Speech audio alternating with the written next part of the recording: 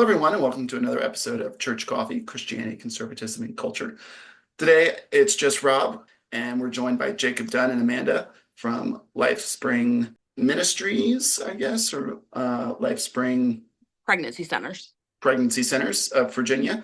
And we'll kick it off to Amanda. Why don't you just tell us your title and role at LifeSpring, and then Jacob will go next, and then we'll jump right into the conversation.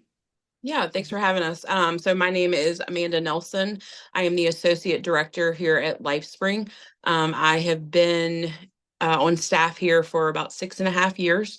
My husband and I have supported the pregnancy centers for many, many years, participated in the walks and things like that. And so a job opening came up, and it was advertised in my church, and the rest is history after that. So that's kind of the short answer of how I became a staff member here in 2018. Yeah, so my name is Jacob Dunn. I'm the Executive Director at LifeSpring Pregnancy Centers, and I've been here a little over 2.5 years now. And I would say the short answer of how I got involved with the Pregnancy Center is prayer. Before I was the Executive Director here at LifeSpring, I was the Executive Pastor at Nortonsville Church of God, and I was on staff there for many years. Initially, I was the youth pastor there and then the executive pastor. Our church got involved with supporting the pregnancy center. We were participating in events, Walk for Lives, and that type of thing. And God opened the door for me to walk into this position. I prayed about it. There were about 41 applicants from what I hear. And little old country me, from Dyke, Virginia, and Earlysville area, not too far away from Charlottesville, I stepped into this role, and it's been great. We're reaching a lot of people. We're serving the community, and God is blessing LifeSpring Pregnancy Centers. Excellent. Thank you so much, both of you all, for joining. Another easy intro question for both of you. Amanda, why don't you go first? What is your favorite coffee, favorite caffeinated beverage? How do you take that in general? So I am among the few that I do not like coffee. I wish I did, but I don't. So I joke that Coke Zero is my caffeine of choice. That and probably a Celsius before I work out. So I'm going to go with Coke Zero, though. Yes, so I love coffee. I'm very different than Amanda. Coffee is ingrained into my life. When I wake up in the mornings, I scoot on over to the coffee pot. And at my house, we have several different ways to make coffee. But my favorite coffee beverage, if I'm going to a coffee shop or that's at home, is a double shot Americano black. So I like strong coffee. I like espresso. And I like for it to give me a little bit of a jolt in the morning. So I would also like to recognize a coffee company that supports our pregnancy centers, and that is 7 Weeks Coffee, and they're based out of DC. 10% of what they sell, if you use our promo code, goes right to LifeSpring Pregnancy Centers, and you can find out all about them on our website at lifeva.org. Awesome. That link will be in our description, along with a link to 7 Weeks Coffee. So make sure you guys visit that, and any listener. We will jump right in. This is obviously going to be a fun little podcast, but Jacob, why don't you tell us a little bit about the history of LifeSpring? You can also find history on the website, but why don't you tell us maybe a little bit more than what can be found in that bulleted list? Sure. I can only give you what I know, because I was not here in 1982 when a group of passionate individuals came together to discuss abortion alternatives. And from what I hear, your father, Rob, was a part of that group, Doug Woodside, along with Charlie Drew, Robert Conrad, Russell Burke, Pete Brunstetter, and Jim Houston. And these individuals got together and they formed a steering committee. And in 1983, they held their first board meeting for this cause, to further this cause, and they had a name, Charlottesville Crisis Pregnancy Center, and they incorporated as a 501c3 nonprofit. And you might think this is funny, and for those of you who know our organization and have been supporting our organization, we've had 5 different names for this organization. And the very first name change happened before they even opened their doors to serve the community. So they went from the Charlottesville Crisis Pregnancy Center to Charlottesville Pregnacy Center. And they were a Charlottesville Pregnancy Center for many years. And then from there, they rebranded, but every time they rebranded and changed their name, it was definitely an effort to try to relate with the clients and the community. And so I think it's important to change and move with the times. And here we are, LifeSpring Pregnancy Centers. And I love the name. I hope and pray that the name never changes, but also we want to do what is most effective to reach our clients. So in 1984, they hired a lady named Monica Gearhart, and she began to lead this organization. They opened their doors on 205 2nd Street. They trained their volunteers, and they were ready to go to make a difference. And Monica Gearhart, believe it or not, is still around. She still supports the ministry. We're still in contact with her, and we're thankful for how she stepped into that role and made that sacrifice. If you fast forward, though, to the 90s, 11 years later, in 1995, Dr. Janet Jeffries spearheaded the development of a groundbreaking initiative for the pregnancy centers. She had a vision to offer medical services and to offer ultrasound services to our clients. This would be the first pregnancy center in Virginia to offer this, and one of 4 at the time in the United States. And so we secured an ultrasound machine from Martha Jefferson Hospital with the help of our sonographer, Melanie Williams. And Melanie still volunteers for us today. She was in the center yesterday. So Melanie Williams secured this ultrasound machine from Martha Jefferson Hospital. And, Melanie is still a volunteer, and she is dedicated and still making a difference. And I'm just so thankful for her. But since then, we've expanded.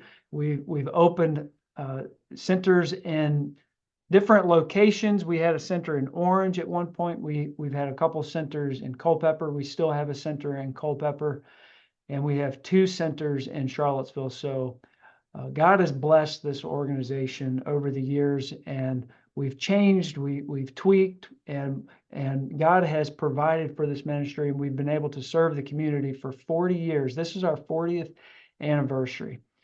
And so our database only goes back to 1998. And so I can give you stats from since then.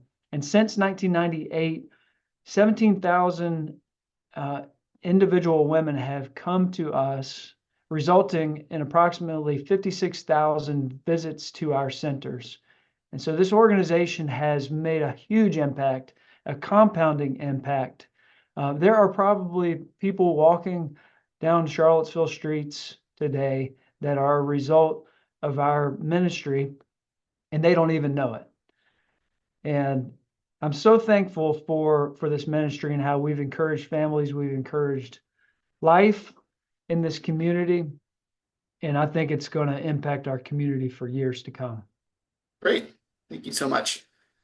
This will be for either one of you, or maybe both of you, but what is LifeSpring's pro-life stance? While some see pro-life as protecting the life of the child at all costs, others take a more nuanced approach, like offering exceptions for the life of the mother or inviolability of the child.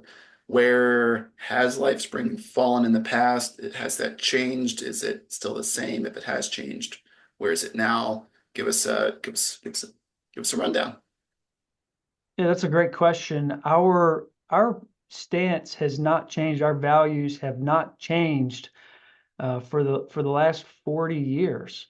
And our mission is that LifeSpring Pregnancy Centers is a Christian organization dedicated to serving women and families by providing services and abortion alternatives that empower mothers to choose life and families to thrive. And our vision has been the same since the beginning. And that's life assured for every baby, hope renewed for every family, and lives transformed through Jesus Christ. And to answer your question, our values are 100% pro-life. And I like to say that there are different views in the pro-life movement. There's a secular view of being pro-life and what that means to be pro-life. There's a political view of what it means to be pro-life. And then there's a biblical and a Christian view of what it means to be pro-life. And that's definitely where we are, where we don't necessarily engage in politics and those types of things. And even though it is a hot topic in the political world right now, it's more than a political issue. It's a biblical and it's a moral issue. And there are some stats out there and that kind of help me make an argument, I guess, of where we stand. You know, you hear the argument of well, what about the mother who was raped, or what about the mother, she's pregnant because of incest? Just to set the record straight for that, 0.3 of pregnancies result in the death of the mother. 0.5% of pregnancies are a result of incest, and 1% are a result in rape. And so that's a very small percentage of pregnancies. And so what we see a lot of times and hear a lot of times is that we don't care for those people, and that the abortion laws don't protect those people. And that is a really sad thing that happened to those individuals, and we don't deny that. But our stance is that this is a life inside of the mother. This is a life inside of the mother, and this baby should have rights to life as well. And so that's kind of the approach that we take. Now, our motto is, no judgment, and I think you're going to get to this question later on. No cost, no judgment. But we really do want to care for the mother. And there are some myths, and I might be getting ahead of myself here. There are some myths that you hear about pregnancy centers, and one thing that we're not a political organization. We're a 501c3 nonprofit, and we cannot, as a 501c3 nonprofit, endorse political candidates that are running for office. Number two, we do not perform or refer for abortions, but we offer care to the mother, and we educate the mother and the father and the families on all of these things. And number three, we do not educate or provide contraceptives. We don't educate on contraceptives or provide contraceptives. We don't refer out for contraceptives. That's not really our lane. And so, we're 100% pro-life in every way, but in the Christian sense and from a biblical viewpoint. I will ask if I, as a Christian, can ask a devil's advocate question. Yeah, sure. For either one of you. You said you're not political, you're not partisan, you're a 501c3, which means you're a nonprofit. I will be honest, I think it's hard for anyone these days in America to try to be non-political. I mean, there's already a slogan where like everything's political.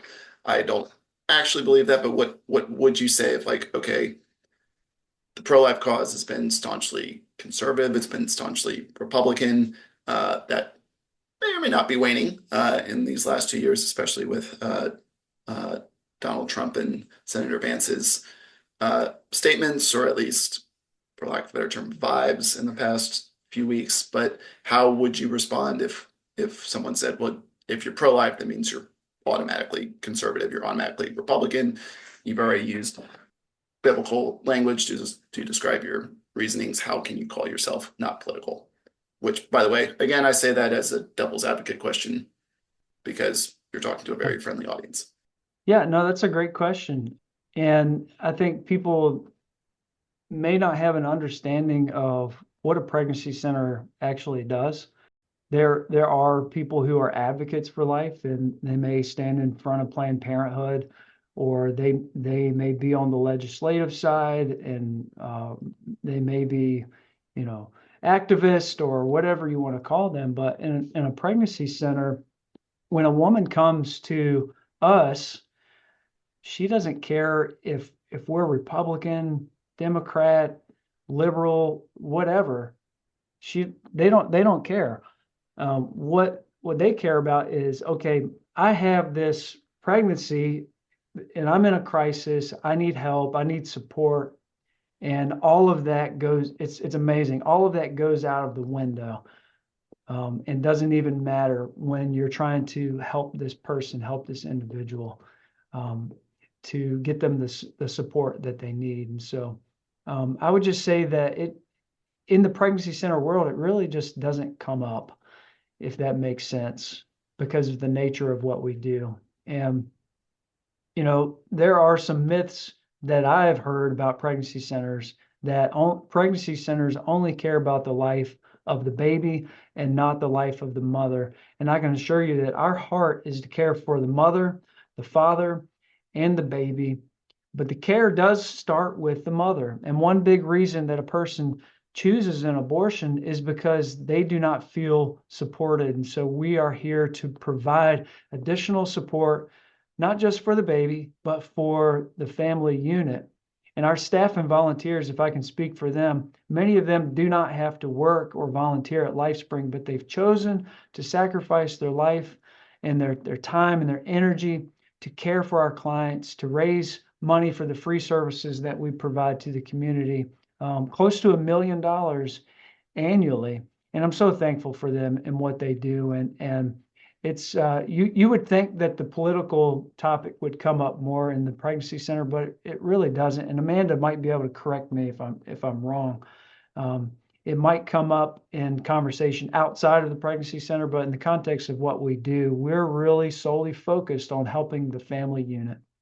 Yeah, I think we get another perspective too, because the women and families that are walking through our doors, like Jacob has said, that's the farthest thing from our mind, like how they're voting. Our goal is to care for them, and they need to know that they need to know that we don't care about that. We care about them. And we want to show them the love of Christ. And we're a Christian organization. We're not a Republican organization, right? And so I would encourage anyone to vote on their convictions by the Holy Spirit, 100%. But you do get a different perspective where the whole no judgment comes in, of the uniqueness of what we do, which is vital, or maybe the difference, like Jacob mentioned, of the ones who are like praying in front of abortion providers, which is also very needed, but they're two very different things that we're doing, right? And so I think just showing them love and showing them the love of Christ, that kind of, just to piggyback what he said, that kind of just goes out the window, because it kind of just overflows from how we're treating them, if that makes sense. And so the political thing, it really doesn't play into it when they're sitting down and looking at the client and talking to the client, who probably is not voting the same way we are, if we're being honest. So Jacob already answered a little bit, but maybe Amanda, since you've worked at the center for a little bit longer, is there any direct myths you've heard about LifeSpring individually, or do you want to add to any of Jacob's answers about just pregnancy center myths in general? Oh, I mean, I've definitely heard pregnancy center myths. I feel like for the most part, LifeSpring, we've been very blessed in that area, and our actions speak louder than what the false words that you might hear. Of course, you're always going to get some type of negativity from somewhere, but for the most part, I think that when people actually come in and see the care and kindness that they're shown, that's gone. And so I think, Jacob touched on this, but the whole thing of you care about saving a baby, and then you drop the person and then they don't know what to do, right? Which is a big reason why they choose abortion. And that's just not true. Which I think this is a further question as we go farther, but we supply diapers and wipes and resources and education up to 2 years after the baby's born. And so we want to walk with you through the thing. We want to, there's this thing like teach a man to fish. Like we want to do that so that you can be successful in the years to come and be successful in parenting. So that's definitely a big one, which Jacob already touched on, is that we just care about numbers and saving babies' lives, and we don't care about the mother. And that's very far from the truth. Both of you, but tell us about your services in general, but also what do you find typically, what are most services that are needed? Yeah, so we offer pregnancy testing. We offer STI and STD testing and some treatment, and we offer ultrasounds. And then, of course, as we touched on, we offer, resources to mom and baby. And we actually have a very successful men's ministry, evangelizes and walks with the dad, because if he's supportive of the mom, you're going to be so much more successful. That's just statistics. And so those are some of the services we offer. And I would say, you've heard this before, but when a woman can see her baby on that screen, it becomes so much more real. It's no longer a clump of cells that you may have heard. It's a human being growing inside of you. And so ultrasound is such a powerful tool, and it's just reality. It's just truth. It's not like we have to pull something out of our hat to convince them. It's just literally showing them a picture of what's actually growing inside them. And so that's been a huge blessing for us to, have a doctor on staff who scans and who can do ultrasounds. And so, yeah, those are some of the main things we do at LifeSpring. Jacob, anything to add? No, I think she did a wonderful job. We offer that emotional and spiritual support and the programs for mothers to earn maternity clothes and baby supplies. I like to say that we support the mom and the baby for the first 1,000 days. So first 2 years of life. But if you go back to the day of conception, you're looking at 1,000 days of care that is offered to the mom and to the baby.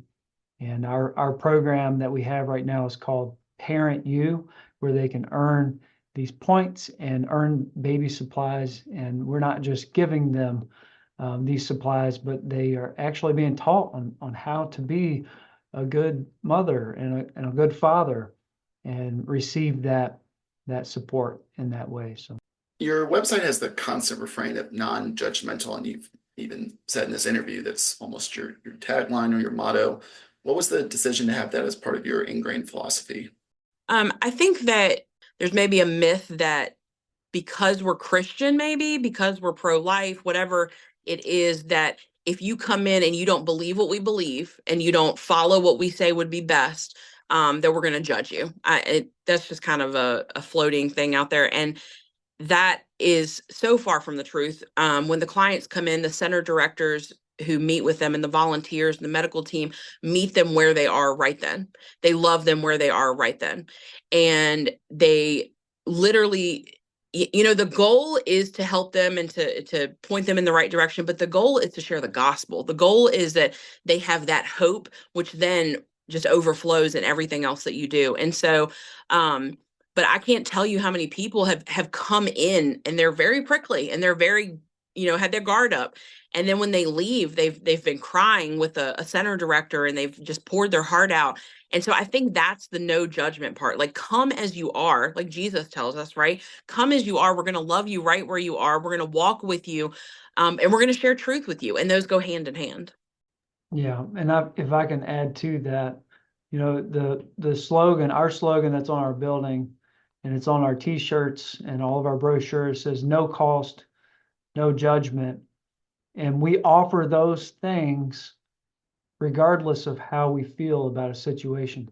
You can think a certain way and you can have your mind made up about a certain people group based on past circumstances, and everybody has a mind that we tend to make up our mind at times. But regardless of how we feel or how we think or what statistics show us, our approach is to offer these services at no cost, no judgment. You're not going to get treated any differently if you come in and you say, I want to have an abortion, than the person who says, oh, I want to keep my baby.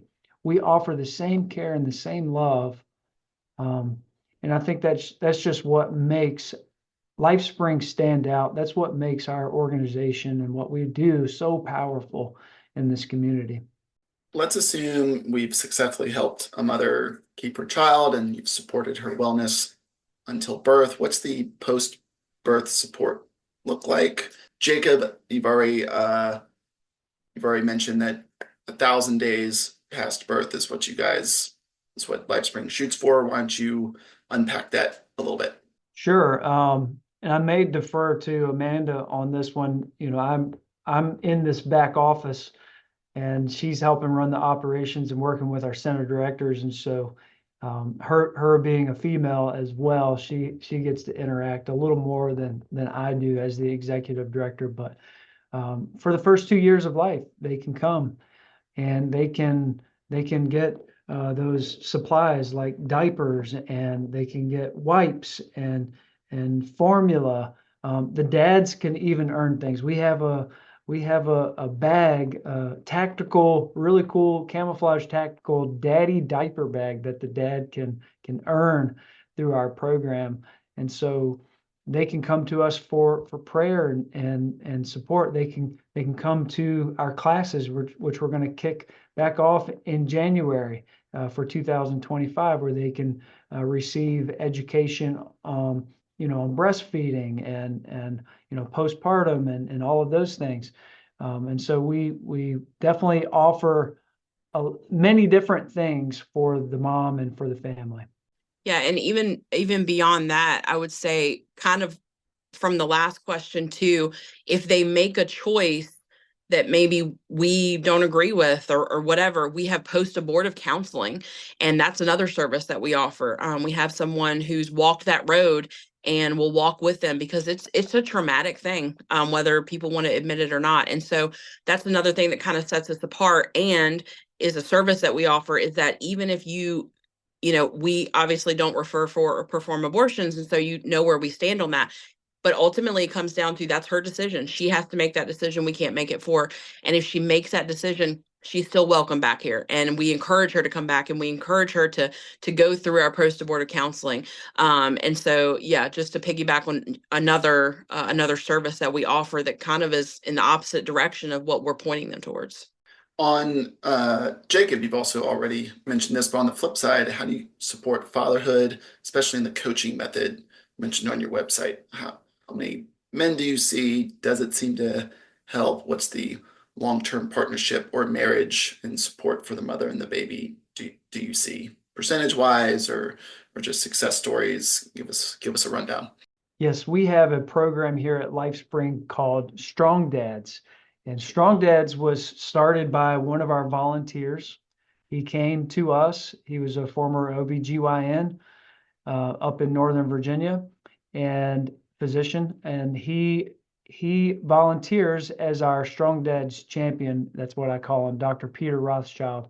And right now he's actually our interim director, because our medical director is out on maternity leave. So he's doing a little bit of everything right now.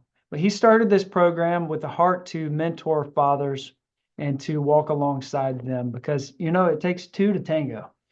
And according to research, children with a present father are significantly more likely to attend college, to have stable employment, to experience less teen pregnancy.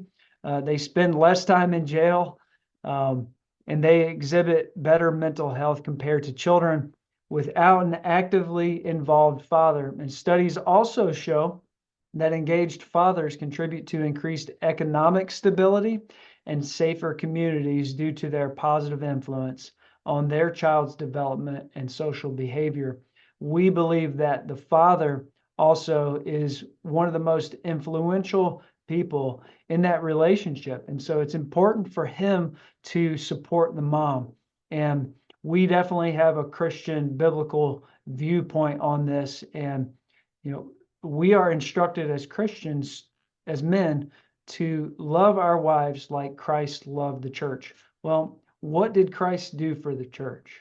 Well, he gave up his life. He sacrificed his life. I think men don't understand their influence and their responsibility when it comes to marriage and supporting the mom. And so we think it's very important, extremely important for them not just to be present in the homes, because a present father is proven to be pretty significant. They have a responsibility to support the mom, and so we just take advantage of the opportunity to meet with dads when they come in with their partners, and we call them the father of the baby, the FOB, the father of the baby, and we encourage them to support and walk alongside the mom to the best of their ability. Yeah, I'll just pick up on that unless Amanda wants to come in. I was just listening to a podcast by Emily Oster from the Free Press, just about boys falling behind. Dr. Leonard Sachs has done a book, Boys Adrift. Richard Reed has done a lot of research on this. There seems to be a kind of growing tide of fatherlessness, period, is bad for a child. It's bad for boys, it's bad for girls. And I think that's a really missed component. Secular abortion clinics or healthcare clinics, whether it's Planned Parenthood or something else, along with pregnancy centers or even church life. And that just seems to be gaining some traction, but I think you guys are hopefully on the curve, if not ahead of the curve on that. Do you want to add anything, Amanda? No, I think Jacob did a great job of explaining how important our fatherhood ministry is, and I think it's growing too. He might have said that, but it's definitely Dr. Rothschild has done a great job of laying that foundation. I think more men are getting involved, and more men as in our volunteers, and then also I think more dads are responding to that. So, And maybe you can answer this: what are the demographics LifeSpring normally serves? One would assume mostly lower class women, but what are those demographics? How do women hear about you? What make women come to you over, say, Planned Parenthood? So we're kind of all over the board. I mean, we definitely see lower income, but it's not always that way. Sometimes they've heard about us and they've heard about the care that we give, and they just need that. And so it's pretty spread out. Obviously, we are no cost, and so that is a huge, like, no, who else does that? But it's not overwhelmingly that, I would say. I think we do get a mixture of people. And what was the second part of the question you asked? So sorry. Demographics. How do women hear about you? How do women hear? Yes, sorry. And yes. maybe what Right. makes women come to Yes. you over Planned Parenthood or after Planned Parenthood, before, just in general? So I would say word of mouth is the biggest thing. And so when you've had a good experience here, you tell people that. And or if you've had a bad experience somewhere, you tell people that, right? And so that is huge for us.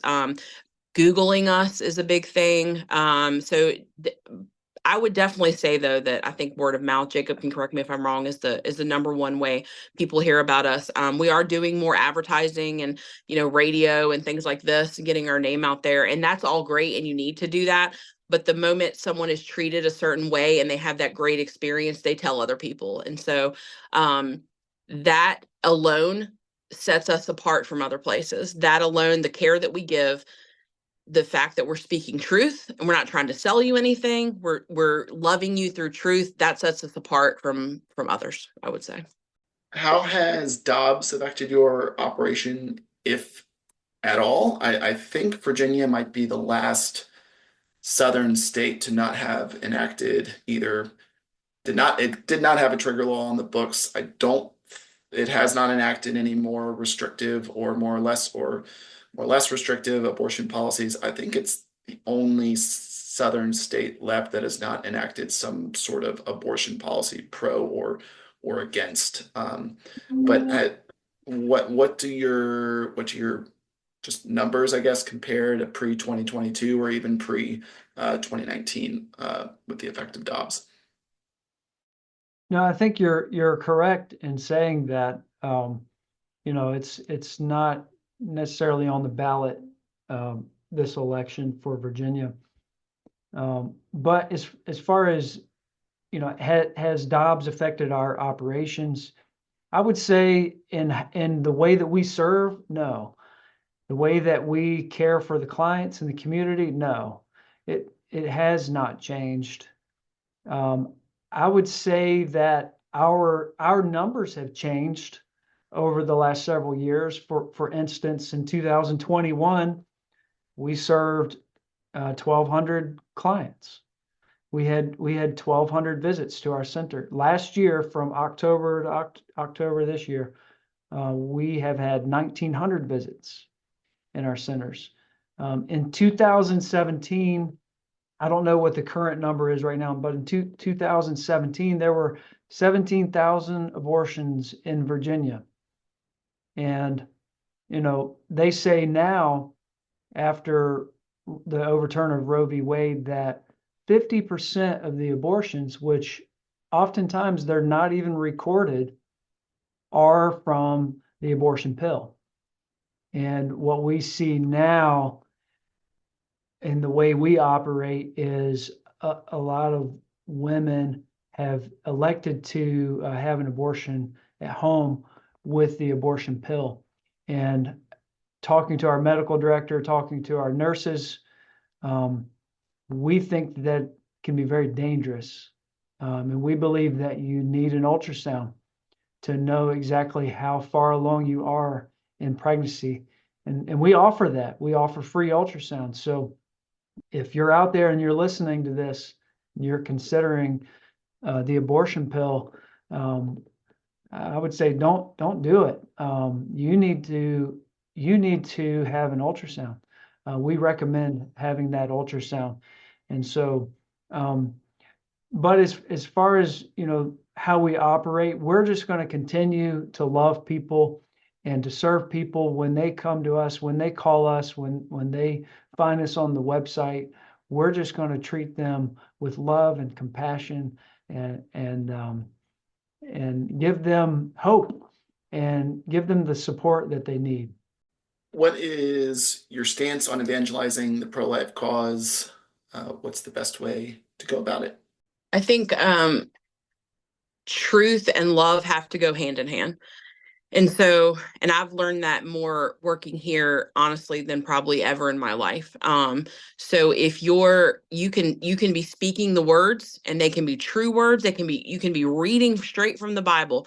And if you're coming off as hateful and judgmental and unkind and uncaring, it's in one ear and out the other. It's not effective. It's not representing who Christ is.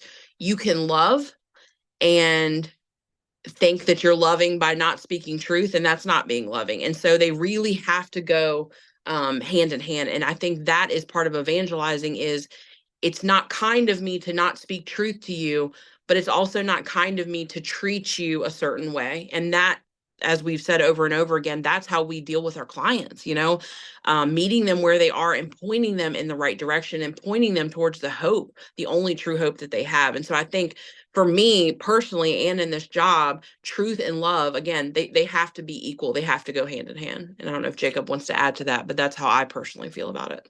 I concur. I agree with you, Amanda. It's truth and love. And I believe that we do a good job at that here at LifeSpring. We'll continue to do that. Final question. Are there some bills or laws you'd want, both for the Commonwealth and the U.S. at large, both kind of maybe, I guess, a moonshot deal, but then also what are some practical, maybe smaller step bills and laws you'd want for both Commonwealth and U.S. at large? That's a great question, and I would not say that you would think I would be, but I would not say that I'm an expert in this area. We're definitely experts in the ministry side of things, in the ministry area, and I have personal beliefs outside of what we do at LifeSpring. And so, if I'm just speaking from Jacob and not from LifeSpring, I would say that I would like to see more abortion bans in the United States. In Virginia right now, I think I'm telling you this right. You can get an abortion up to around 24 weeks. I believe I'm telling you that right. I think it's fully through the second trimester. Yeah. Okay. And as I said before, I'm not an expert here. There are, in quote, medical reasons why you can get an abortion, even beyond the abortion bans in Virginia. And, I think we live in such a different time now, a different world right now. And for the last 40, 50 years, it's just been ingrained into our society and our culture to where it's acceptable. And there's this view that I need to have this quality of life, and if I abort my child, then I will have a better quality of life. And I just think that's a deceptive viewpoint that the culture has.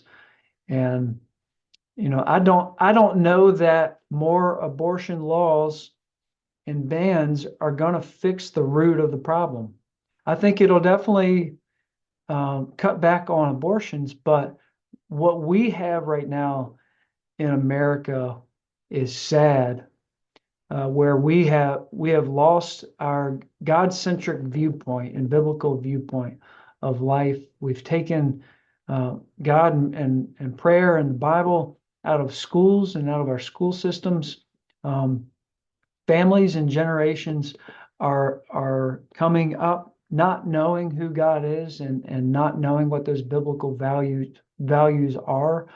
And our society does not have the same morals that we had 100 years ago, that our founding fathers had when we started this country.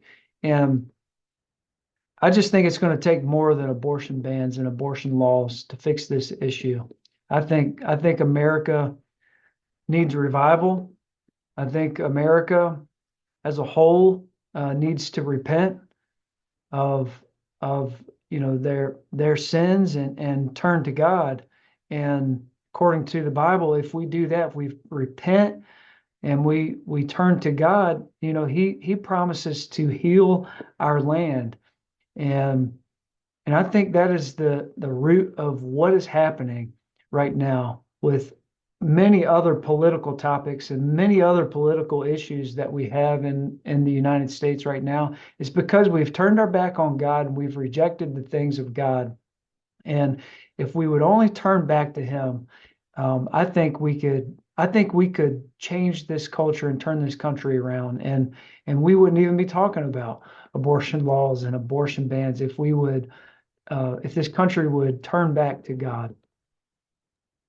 I'll play maybe not devil's advocate, but warning. I can maybe hear some people listening to this saying, "Oh, 100 years ago, we need to get back to those morals." I assume you are talking about morals in family life and abortion, because obviously 100 years ago we had women that didn't vote.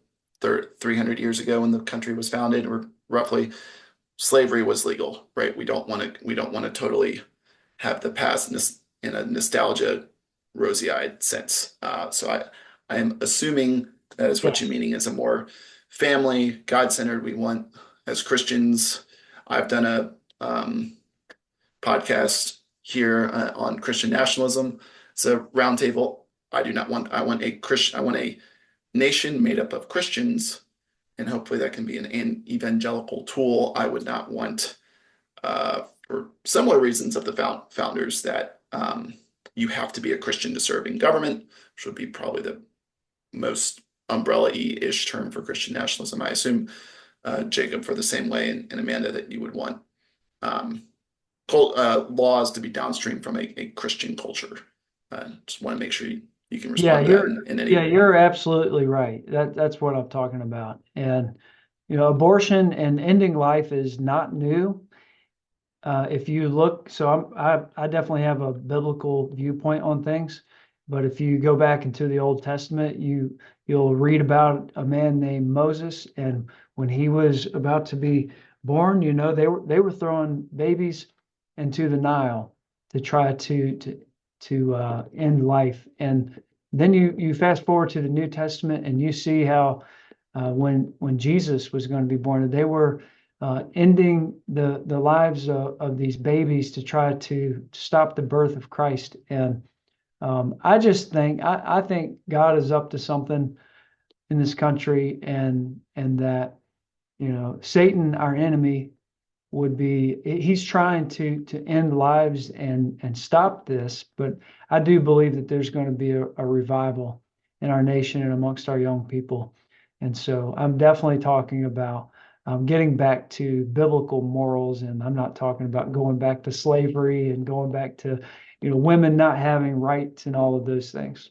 Thank you so much, Amanda. I'll give you, as a woman, I'll give you last word here if you want to say anything else about LifeSpring or plug anything, or just mention something that maybe we didn't cover. Yeah, thank you again for having us, Rob. I would just say that if you ever want more information on LifeSpring, you have some options. You can contact us at contact@lifespringva.org, or you can go to our website, lifeva.org. We'd love to answer any questions that you have or anything like that. And we'd also love your support. So thank you again. Those links will be, contact info links will be in the show notes below. Thank you, everyone. Jacob, Amanda, for coming on, and tune in next week for Church Coffee.